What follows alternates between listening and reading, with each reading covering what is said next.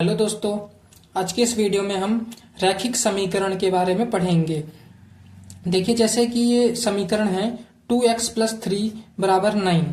ये क्या है? एक रैखिक समीकरण है। अब रैखिक समीकरण क्या होता है, रैखिक समीकरण की पहचान कैसे करें? तो देखिए, जब भी समीकरण होता है, कोई समीकरण दिया होता है और उसके अंदर केवल एक चर होता है। चर का मतलब जैसे ये x है, यहाँ पे y भी हो सकता है, a b c d कुछ भी हो सकता है, कोई सा भी a to z लेके a से लेके z तक का कोई भी इंग्लिश का वर्ड यहाँ पे हो सकता है, इंग्लिश का लेटर। और उसके साथ कोई संख्याएं भी होती हैं, हो भी सकती है और नहीं भी। यहाँ पे मल्टीप्लाई में, ये जैसे मल्टीप्लाई में है, यहाँ पे जोड़ में है कुछ, और बराबर में 9 दे रखा है। ठीक है। और अब इसमें क्या होता है, जो जो एक्स वाई जेड ये जो होता है, इनको बोलते हैं हम चर। इसको बोलते हैं हम चर, यानी कि इंग्लिश में होता है ये वेरिएबल। इसको बोलते हैं वेरिएबल। और जो इसमें ये जो नंबर्स दे रखे हैं, ये और ये 2, ठीक है, इनको क्या बोलते हैं हम? अचर। ठीक है, ये बोलते हैं हम अचर, यानी कि कांस्टेंट। अब इनको क्यों बोलते हैं अचर? अचर का मतलब कि जो चेंज नहीं हो सकता। ठीक है, इसकी जो वैल्यू है वो निश्चित है, यानी 3, 9, 2, ये क्या है, ये हमेशा 3 जो है वो हमेशा 3 ही रहेगा, उसको हम 5 नहीं बना सकते। और वो कांस्टेंट है। ठीक है, तो इसलिए इंग्लिश में कांस्टेंट है। और अचर का मतलब कि जो चेंज नहीं होता, जिसकी वैल्यू चेंज नहीं होती, उसको बोलते हैं अचर, अचर पद। ठीक है, और जो चेंज हो सकता है, यानी कि उसको बोलते हैं चर, यानी कि वेरिएबल। वेरिएबल का मतलब चेंज होने वाला। जैसे कि x है, तो x का इस समीकरण में कुछ वैल्यू, मान लो कोई मान आ जाएगा, किसी और समीकरण में x होगा तो वहां पे उसका मान कुछ और होगा, किसी और समीकरण में देखेंगे तो उसका मान कुछ और होगा। तो हर जगह क्या होता है, x की वैल्यू क्या होती है, चेंज होती रहती है। अब यहाँ पे जैसे इस समीकरण में बराबर के इस तरफ क्या लिखा हुआ है, 9 लिखा हुआ है। अगर यहाँ पे मैं 10 कर दूं तो x की वैल्यू जो होगी वो चेंज हो जाएगी। अगर यहाँ पे मैं 12 लिख दूं तो x की वैल्यू कुछ और हो जाएगी। तो इसलिए चेंज होता रहता है। ठीक है, जो समीकरण के अनुसार x की वैल्यू चेंज होती है, और इसको बोलते हैं हम चर। ठीक है, अब इसके अंदर ये क्या है, एक समीकरण है, और समीकरण के अंदर हमारे दो पक्ष होते हैं।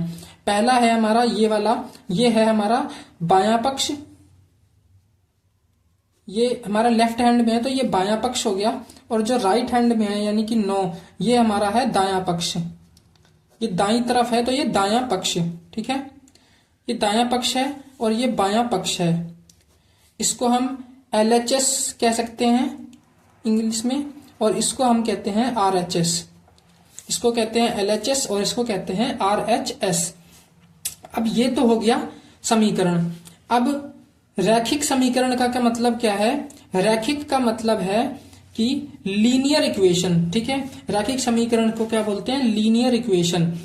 अब लीनियर इक्वेशन का मतलब क्या है, यानी कि रैखिक समीकरण का मतलब क्या है कि जो समीकरण है उसकी घात 1 होनी चाहिए, जो इसकी घात है वो 1 होनी चाहिए। अब समीकरण की घात क्या होती है? समीकरण की घात वह घात होती है जो मैक्सिमम जो दी होती है, मैक्सिमम घात जो होती है वो समीकरण की घात होती है।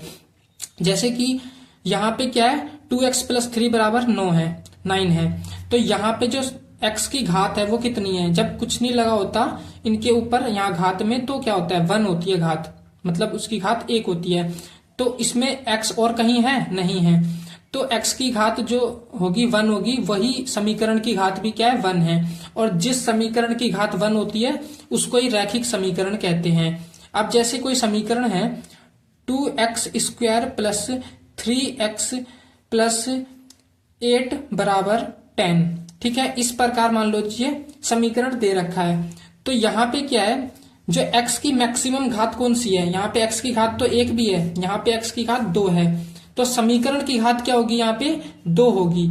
समीकरण की घात 2 क्यों होगी? क्योंकि जो घात तो 1 भी है, घात 2 भी है। अब इन दोनों में से समीकरण की घात कौन सी होगी? जो सबसे ज्यादा वाली होगी वो समीकरण की घात होती है, यानी यहाँ पे समीकरण की घात 2 होगी। अब रैखिक समीकरण हमारा कौन सा हो गया? जिसकी मैक्सिमम घात कितनी हो? 1 हो। जिस समीकरण में मैक्सिमम घात 1 होती है उसको हम बोलते हैं रैखिक समीकरण, यानी कि लीनियर इक्वेशन। अब हम रैखिक समीकरण के बारे में इस वीडियो में पढ़ रहे हैं, तो हम अब इसका क्या करेंगे, अब हम इसका हल निकालना सीखेंगे। पहले हम इसकी परिभाषा देख लेते हैं। तो क्या है, जब किसी समीकरण में केवल एक ही चर होता है, यानी कि एक चर जैसे x, यहाँ पे y नहीं होना चाहिए, केवल x होना चाहिए। अगर y भी आ गया तो क्या हो जाएगा, दो चर वाले हो जाएंगे रैखिक समीकरण। अब यहाँ पे क्या है, केवल एक ही चर होता है और उसकी घात यानी कि समीकरण की घात एक होती है, तो उसे एक चर वाला रैखिक समीकरण कहते हैं। ये इसकी परिभाषा है, आप नोट डाउन कर सकते हैं अपनी किताब में, कॉपी में, ठीक है। और ये मैंने उसका उदाहरण समझा दिया। ये LHS हो गया, ये RHS हो गया। अब हम इसका क्या करते हैं, अब इसका हम हल निकालने का विधि देखते हैं। अब देखिए, इसका जब हल निकालते हैं तो हमें कुछ संख्याएं जोड़नी या घटानी पड़ सकती हैं। तो जैसे हम कोई समीकरण है, जैसे 2x + 5 बराबर 10, ठीक है, ये समीकरण है। तो इसका ये LHS है और ये हो गया RHS, ठीक है, ये RHS हो गया और ये LHS हो गया, ठीक है। तो हमारा रूल क्या कहता है, हमारे 4 रूल हैं इसको सॉल्व करने के। जो पहला रूल कहता है कि हम समीकरण में, किसी भी समीकरण में हम दोनों तरफ, दोनों पक्षों में एक साथ किसी संख्या को जोड़ सकते हैं और जोड़ सकते हैं। मतलब कि क्या बोल रहा है ये, कि जैसे 2x + 5 बराबर 10 है, तो इसमें हम दोनों तरफ कोई संख्या जोड़ सकते हैं या घटा सकते हैं। जैसे कि हमें यहाँ से 5 अगर हटाना है तो हम यहाँ पे 5 घटा देंगे, ये बायां पक्ष हो गया हमारा, तो हमें दाहिने तरफ भी 5 घटाना पड़ेगा। अगर हमने ऐसा करते हैं कि हम दोनों तरफ 5 घटा देते हैं तो हमारा LHS और RHS दोनों इक्वली रहेगा, कोई फर्क नहीं पड़ेगा समीकरण पे, ठीक है। अब अगर इसको सॉल्व करना है तो क्या करेंगे, इसको इससे काट देंगे, ये +5 ये -5, तो दोनों कट जाएंगे, यानी कि माइनस हो जाएगा, 5 - 5 0 हो जाएगा। और यहाँ पे क्या बच जाएगा हमारा, 5 बच जाएगा। 10 में से 5 जाएंगे तो 5 बचेगा। अब देखिए 2x = 5, ठीक है। तो यहाँ पे क्या है, जब किसी चर के साथ कोई अचर इस प्रकार से लिखा होता है तो इनके बीच में गुणा छुपा होता है, गुणा, यानी कि जब ये गुणा होता है तो इसको लिखा नहीं जाता, इसको खाली 2x लिखा जाता है, लेकिन इसके बीच में गुणा होता है। तो जब ये गुणा का है तो हम क्या करेंगे, इस x को गुणा का है तो 2 गुणा का है तो दूसरी तरफ जाएगा तो भाग का बन जाएगा।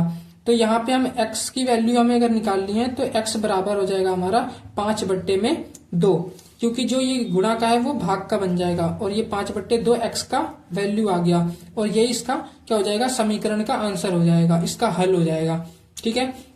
अब हमारा ये तो पहला था कि हम दोनों तरफ कोई संख्या जोड़ सकते हैं, सेम संख्या दोनों पक्षों में एक साथ जोड़ या घटा सकते हैं, ठीक है।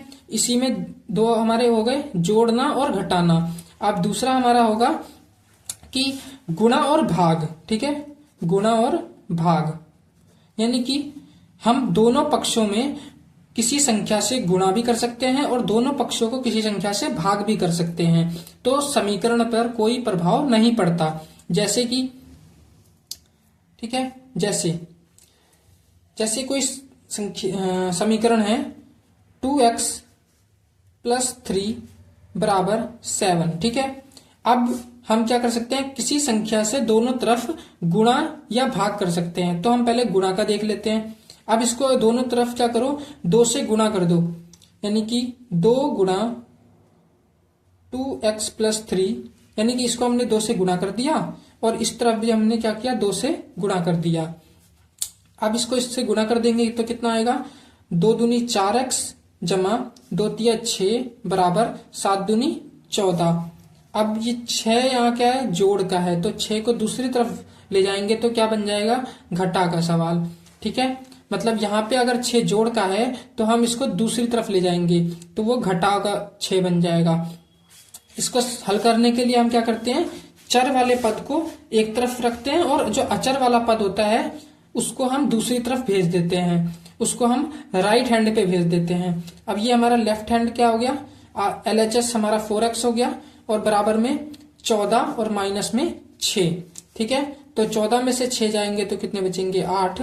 तो हमारा 4x बराबर कितना हो गया, 8।